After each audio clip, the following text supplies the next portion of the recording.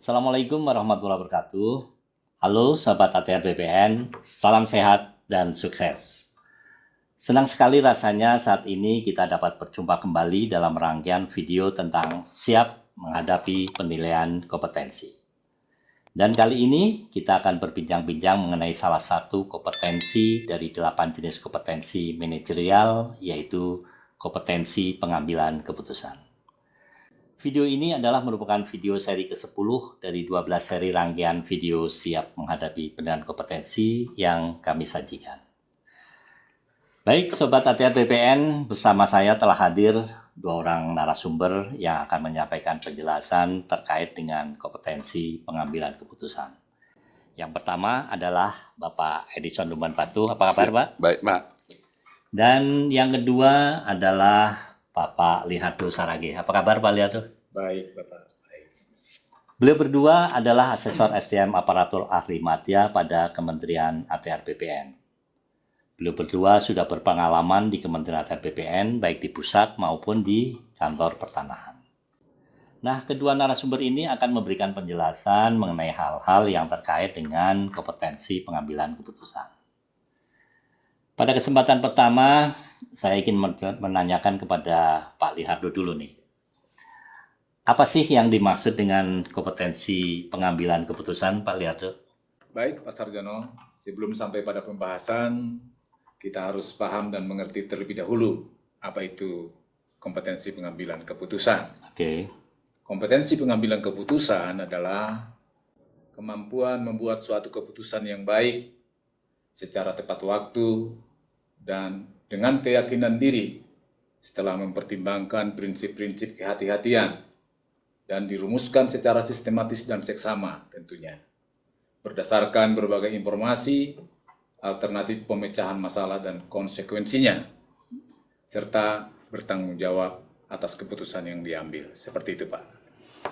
Baik, jadi seorang PNS itu dituntut untuk mempunyai kemampuan membuat suatu keputusan yang baik secara tepat waktu dengan keyakinan diri. Begitu ya, Pak Lihardo ya? Seperti itu, Pak. Nah, kalau deskripsi pada level 1 pada kompetensi pengambilan keputusan ini seperti apa, Pak Edison? Baik, Pak. Terima kasih, Pak. Deskripsi pada level 1 pengambilan keputusan adalah kita dituntut untuk mampu mengumpulkan informasi dan untuk bertindak sesuai kewenangan, Pak. Oke. Pada level 1, indikator perilaku adalah mengumpulkan dan mempertimbangkan informasi yang dibutuhkan dalam mencari solusi. Untuk memenuhi indikator perilaku tersebut, Pak, kita harus mampu mengumpulkan dan mempertimbangkan informasi yang dibutuhkan. Oke. Dan mencari solusi dalam rangka pengambilan keputusan. Sementara indikator perilaku kedua pada level ke-1 ini adalah mengenali situasi atau pilihan yang tepat untuk bertindak sesuai kewenangan. Untuk memenuhi indikator perilaku tersebut, kita harus mampu mengenali situasi atau pilihan yang tepat untuk bertindak sesuai dengan kewenangan itu, Pak. Indikator perilaku ketiga pada level ke-1 ini adalah mempertimbangkan kemungkinan solusi yang dapat ditetapkan dalam pekerjaan rutin berdasarkan kebijakan dan prosedur yang telah ditetapkan. Nah, untuk memenuhi indikator perilaku tersebut, kita harus mampu mempertimbangkan kemungkinan solusi yang dapat diterapkan dalam pekerjaan rutin berdasarkan kebijakan dan prosedur yang telah ditentukan. Baik, jadi poin penting dari indikator perilaku pada level 1 ini seperti apa, Pak Edison? Poin penting dalam indikator perilaku pada level ke-1 ini ada 3, Pak. Oke. Yang pertama, mengumpulkan dan mempertimbangkan informasi yang dibutuhkan dalam mencari solusi. Oke. Yang kedua, mengenali situasi atau pilihan yang tepat untuk bertindak sesuai kewenangan. Sedangkan yang ketiga, mempertimbangkan kemungkinan solusi yang dapat diterapkan dalam pekerjaan rutin berdasarkan kebijakan dan prosedur yang ditetapkan. Mungkin begitu, Pak. Berarti inti daripada level 1 ini adalah bahwa seorang PNS dituntut untuk mampu bertindak sesuai dengan kewenangan yang dimilikinya. Begitu Pak Edison? Iya, Pak. Baik. Kalau untuk level 2, seperti apa ya Pak Liardo? Barangkali Bapak bisa menjelaskan deskripsi atau indikator-indikator perilaku pada kompetensi pengambilan keputusan level 2 itu. Silakan Pak Liardo. Ya, baik Pak Sarjono. Adapun yang menjadi deskripsi daripada level 2 pengambilan keputusan adalah menganalisis masalah secara mendalam. Oke. Kalau pada level 1 tadi seperti yang disampaikan oleh Pak Edison, kita dituntut mampu bertindak sesuai dengan kewenangan. Nah, sedangkan pada level 2 ini kita dituntut untuk dapat menganalisis suatu masalah secara mendalam. Indikator pertama pada level 2 adalah mampu menganalisis secara mendalam informasi yang tersedia dalam upaya mencari solusi. Oke. Untuk dapat memenuhi indikator ini, tentu kita dituntut harus mampu menganalisis secara mendalam terhadap informasi-informasi yang ada. Nah, sedangkan indikator kedua pada level 2 adalah mempertimbangkan alternatif yang ada sebelum membuat suatu keputusan.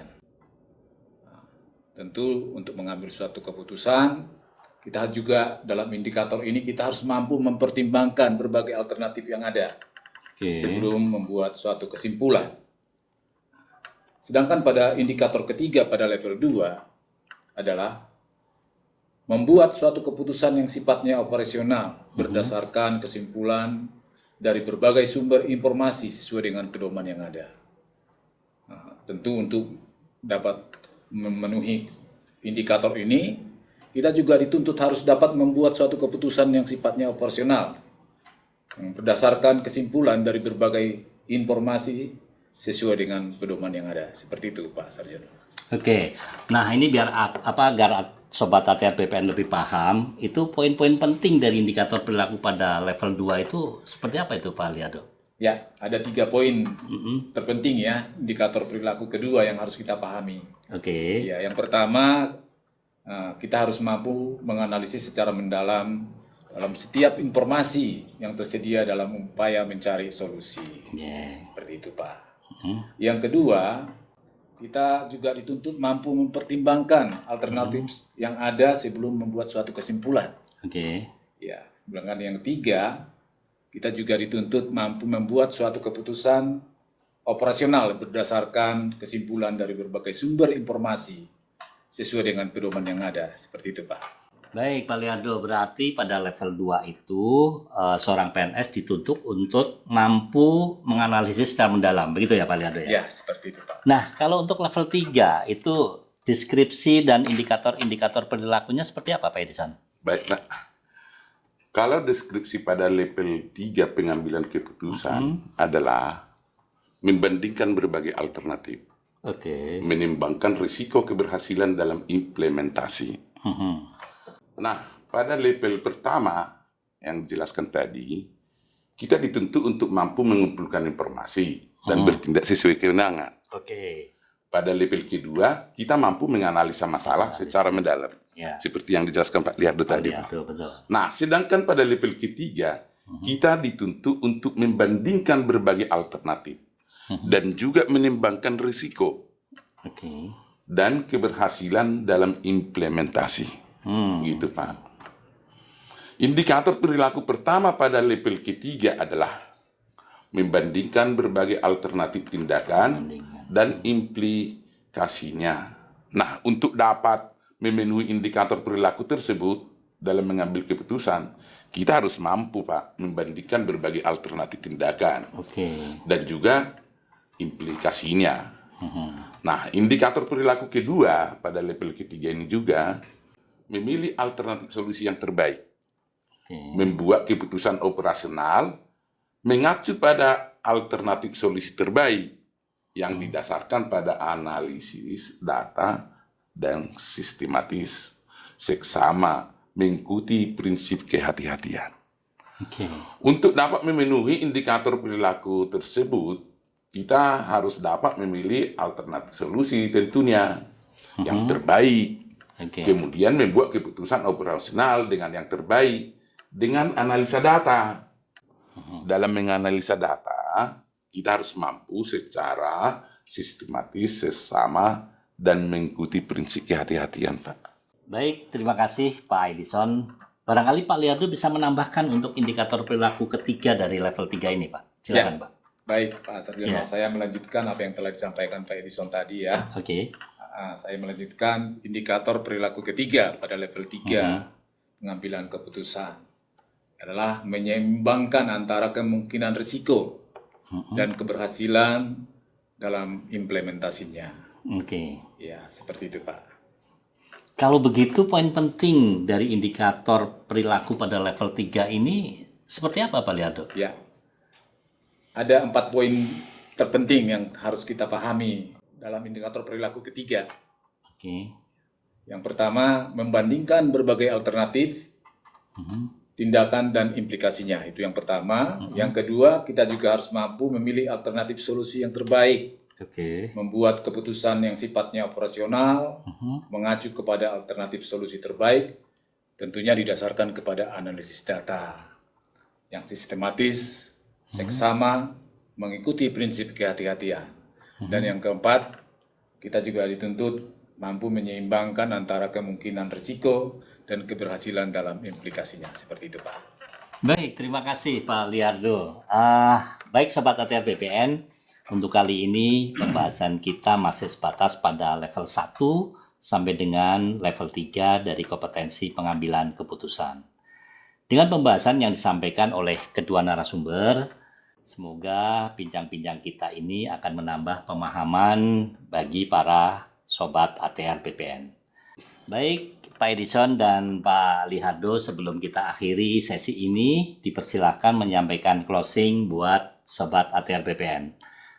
Silakan mungkin dari Pak Liardo dulu. Baik, Sobat ATR dimanapun kita berada, penting bagi kita sebagai peserta asesmen atau sesi untuk dapat benar-benar memahami perilaku masing-masing level kompetensi pengambilan keputusan yang telah kita bahas ya. Oke. Sebagai salah satu kompetensi yang akan dinilai dalam kegiatan assessment center.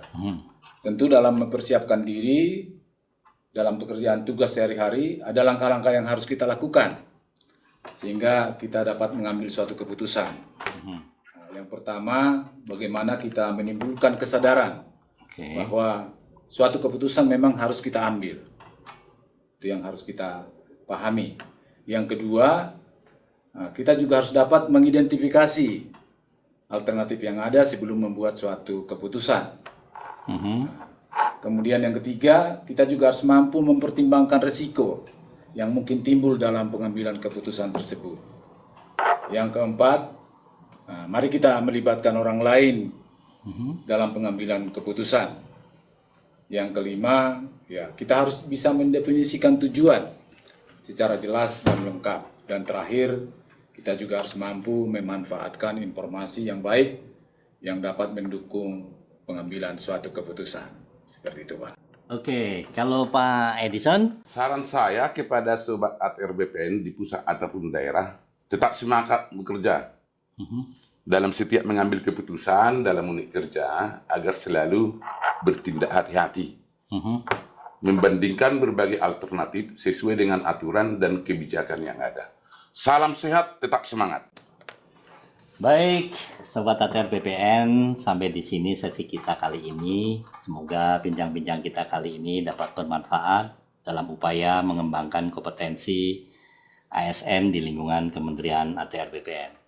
Ikuti terus series Siap Menghadapi Kompetensi pada video-video lainnya. Jangan lupa untuk like, komen, dan subscribe di media sosial PPSDM Kementerian ATR BPN. PPSDM Road to Korpru. PPSDM mencetak ASN muda unggul. Wassalamualaikum warahmatullahi wabarakatuh.